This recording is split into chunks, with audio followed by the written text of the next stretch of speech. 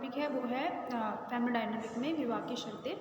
यानी condition of marriage. जो हमारा टॉपिक चल रहा है मुस्लिम लॉ ऑफ मैरिज। तो देखिए,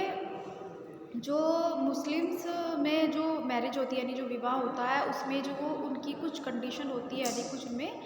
शर्तें होती है। इन शर्तों का होना बहुत ज़्यादा ज़रूरी होता है।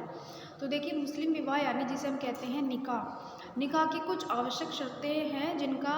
पालन करना अनिवार्य होता है या इनके बगैर विवाह संपन्न नहीं माना जाता। तो जो ये कुछ शर्तें हैं वो इस प्रकार है। जैसे पहली है इसमें कि निकाह के लिए स्त्री पुरुष यानी कि एक वर और वधू दोनों को ही कम से कम 18 जो नॉर्मल गवर्नमेंट द्वारा दी गई है कि एक कन्या की जो एज है विवाह के लिए वर की वधू की जो एज होती है वो 18 और वर की एज 21 वर्ष रखी गई है। तो इतनी एज का होना ज़रूरी है। और उनकी जो बुद्धि यानी कि जो उनका एक तरीके से आईक्यू लेवल होता है या उनकी जो मानसिक रूप से वे पूरे डेवलप होने चाहिए यानी कि पूरे मैच्योर होने चाहिए। दूसरा, ताकि वो अपने लाइफ में कुछ जितने भी उनके डिसीज़न हैं मैरिज से लेकर के, फैमिली से लेकर के, अपनी लाइफ से लेकर के, उन डिसीज़न को वो सही रूप से अच्छे से ले सके ताकि वो अपनी लाइफ एक अच्छा मतलब अपनी जीवन को अच्छे से जी सकते हैं। दूसरा है कि नाबालिग लड़के यानी कि ऐसा लड़का या लड़की जिनकी जो एज है वो 18 वर्ष से नीचे की यानी कि वो मैरिज के लिए सही नहीं है यानी कि नाबालिग है और ये किसी भी तरह की उनमें कोई भी प्रकार की मैच्योरिटी नहीं है, चाहे उनमें मानसिक रूप से हो, शारीरिक रूप से हो, सामाजिक रूप से हो।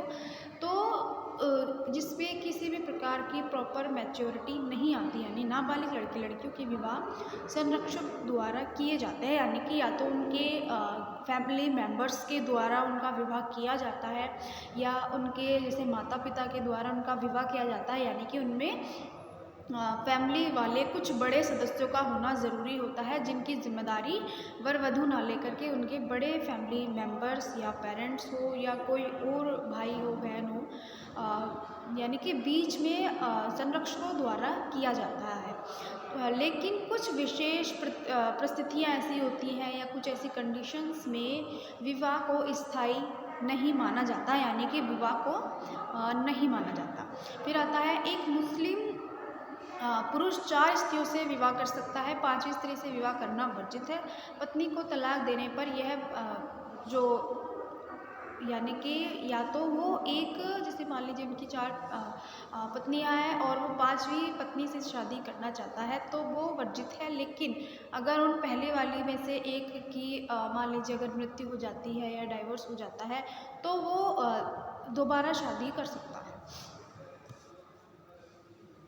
फिर आता है कि बहुपति विवाह नहीं हो सकता अर्थात एक मुसलमान स्त्री एक समय में एक ही पुरुष से विवाह कर सकती है यानी कि जो जिसे हम कहते हैं नॉर्मल भाषा में कि एक विवाह कि जिसमें जो आज के टाइम में सभ्य विवाह माना जाता है कि जिसमें एक स्त्री का एक ही पुरुष यानी कि एक ही पुरुष होगा उसका पति और एक पुरुष की एक ही स्त्री होगी यानी कि जो उसकी वाइफ है वो एक ही होगी। तो जो आता है नेक्स्ट कि अत्यंत निकट के रक्त संबंधियों में विवाह नहीं हो सकता यानी कि जिनका एक तो होता है हमारा ब्लड रिलेशन कि जो एक ही परिवार में होते हैं, एक ही माता पिता से उत्पन्न होते हैं। दूसरा आता है कि जैसे कि जो खास सगे संबंधी होते हैं कहीं ना कहीं भले ही दूर हो लेकिन कहीं ना कहीं वे ब्लड रिलेशन में आते हैं। जैसे दादी हो गए, दादा हो गए, सास हुई, नाना नानी हुई, पुत्री हो गए या पुत्र वधू पोत्री, ये मतलब आपस में कनेक्ट ना हो तथा सगी बहनों से विवाह नहीं कर सकते यानी कि जो कहीं ना कहीं एक दूसरे के भले ही वो इतने करेक्ट ब्लड रिलेशन ना हो लेकिन वो एक दूसरे से ब्लड रिलेशन से ही कनेक्ट हो, चाहे उसमें बुआ हो,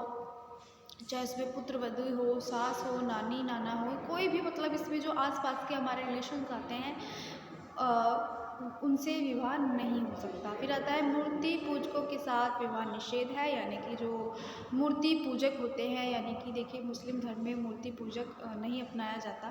तो उससे अदर जो अन्य धर्म होता है, चाहे वो उसमें हिंदू हो, सिख हो, ईसाई हो, तो जिनमें मूर्ति पूजा की जाती है उन धर्म के व्यक्तियों से विवाह करना निषेध माना जाता है, यानी कि वो विवाह नहीं माना जाता। शिया कानून के अनुसार वर और वधू का मुसलमान होना ज़रूरी है, यानी कि दोनों का ही एक धर्म का होना बहुत ज़्यादा ज़रूरी माना जाता है, तभी एक विवाह यानी कि एक मुस्लिम विवाह संपन्न माना जाता है। फिर आता है कि सुन्नी कानून के अनुसार पुरुष मुस्लिम और किताबिया स्त्री से निकाह कर सकता है। मूर्ति पूजक और पूजक स्त्री से विवाह अनियमित है, यानी कि जो भी स्त्री होती है, चाहे वो किसी अन्य धर्म को अपनाती हो या वो किसी अन्य धर्म की हो, तो उस स्त्री से विवाह करना अनियमित होता है। इसे अनियमित बनाने के लिए वह बाद में उसी स्त्री को मुस्लिम धर्म अपनाना होता है। यानी कि देखिए अगर कोई लड़की है, वधू है या कोई स्त्री है जो किसी मूर्ति पूजक को अपनाती है, चाहे वो हिंदू धर्म की हो या किसी और अदर धर्म की हो, लेकिन व्यक्ति को उसी स्त्री से विवाह करना है, तो वो विवाह तब नियमित माना जाता है कि वो अपने धर्म को छोड़ करके अब एक मुस्लिम धर्म को अगर वो मुस्लिम धर्म को अपना लेती है तो ही वो नियमित विवाह माना जाता है, या वो ही विवाह संपन्न माना जाता है, या तो उस स्त्री को अपना धर्म परिवर्तन करना होता है। फिर आता है 8th कि कोई मुस्लिम पुरुष अपनी पत्नी की जीवित रहते उसकी बहन यानी अपनी साली से निकाह नहीं कर सकता। यानी कि अगर मान लीजिए अगर कोई मुस्लिम पुरुष है और उसको विवाह करना है किसी, चाहे वो उसे अपनी ही बीवी की बहन से करना हो या किसी और अदर से विवाह करना है, तो वो अपनी जो उसकी जीवित पत्नी है उसके रहते हुए वो अपनी साली से विवाह यानी कि निकाह नहीं कर सकता। तो ऐसी ही कुछ कंडीशंस होती है, कुछ शर्तें होती है मुस्लिम मैरिज में। फिर आता है विवाह के समय दोनों पक्षों का सामान्य स्थिति में होना आवश्यक है, अर्थात कोई भी पक्ष मानसिक या नशे की स्थिति में न हो। यानी कि जो विवाह का समय होता है या विवाह के टाइम या जब एक ये रिश्ता शुरू होता है या बंधन होता है,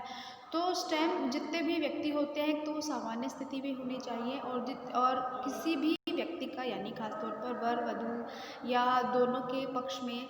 कोई भी व्यक्ति मानसिक विकृति का ना हो या कोई भी व्यक्ति एक तरह की नशे की स्थिति में न हो, क्योंकि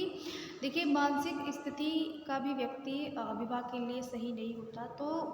इसी तरह मानसिक विकृति का या फिर नशे की स्थिति में न होना, यानी कि वो नशे की स्थिति में न हो। फिर आता है वर पक्ष की ओर से मेहर न देने पर विवाह वैध नहीं माना जाता। थोड़ा सा इसमें गलत हो गया है कि देखिए वर पक्ष की ओर से यानी कि जो वर है यानी कि लड़का है उसकी तरफ से वधू को कुछ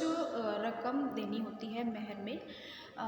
कुछ धनराशि देनी होती है जिसे मेहर कहा जाता है। तो अगर वो धनराशि, चाहे वो देखिए धनराशि एक वर की आर्थिक स्थिति के अकॉर्डिंग तय की जाती है।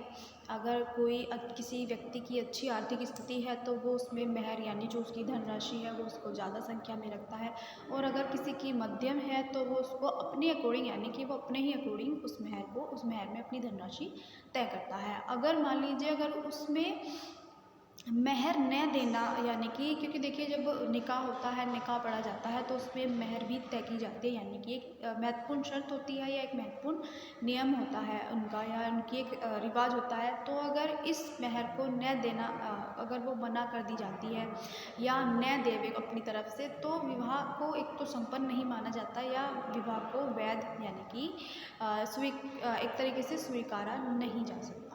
फिर आता है इसी प्रकार मुस्लिम्स में यानी कि मुसलमानों में विवाह शर्तों और मान्यताओं के आधार पर ही होता है। तो इसी तरह जो मुस्लिम मैरिज होती है या कोई भी अदर मैरिज होती है, देखिए सब में कोई ना कोई शर्त होती है, कोई ना कोई कंडीशंस होती है कि जिनका होना बहुत ज़्यादा ज़रूरी माना जाता है, या जिन शर्तों का पूरे होने पर ही एक विवाह संपन्न माना जाता है। तो जिसमें एक तो होता है कि जो मेन शर्तें होती हैं कि देखिए एक तो दोनों ही व्यक्ति एक ही धर्म के हो, चाहे उसमें हिंदू धर्म हो मुस्लिम धर्म हो, ये एक तरह की शर्तें मानी जाती है कि अगर दोनों व्यक्ति मुस्लिम्स हैं, अगर मुस्लिम मैरिज है तो उसमें दोनों वर वधू दोनों का मुस्लिम होना बहुत ज़्यादा ज़रूरी है। और एक जो व्यक्ति की एज होती है, जब व्यक्ति पूरी तरह से एक मैच्योरिटी प्राप्त कर लेता है हर चीज़ से, चाहे वो शारीरिक रूप हो, मानसिक रूप हो, सामाजिक रूप से, तो या एक व्यक्ति अपने पैरों पर खड़ा हो जाता है तो व्यक्ति की निकाह या मैरिज की जाती है। उसमें कुछ एज भी शामिल की जाती है कि जब तक एक व्यक्ति को, या वर हो या वधू हो, दोनों को एक सही एज होती है, चाहे लड़की की, चाहे उसमें 18 वर्ष हो और लड़के की 21 वर्ष हो, तो जब तक उनकी एक विवाह की एज नहीं होती तब तक विवाह संपन्न नहीं होता। उसमें कुछ मेहर भी देनी होती है, यानी कि कोई एक निश्चित धनराशि भी तय की जाती है। तो स्टूडेंट्स, जो हमारा टॉपिक है इसको मैं नेक्स्ट वीडियो में कंटिन्यू करूँगी।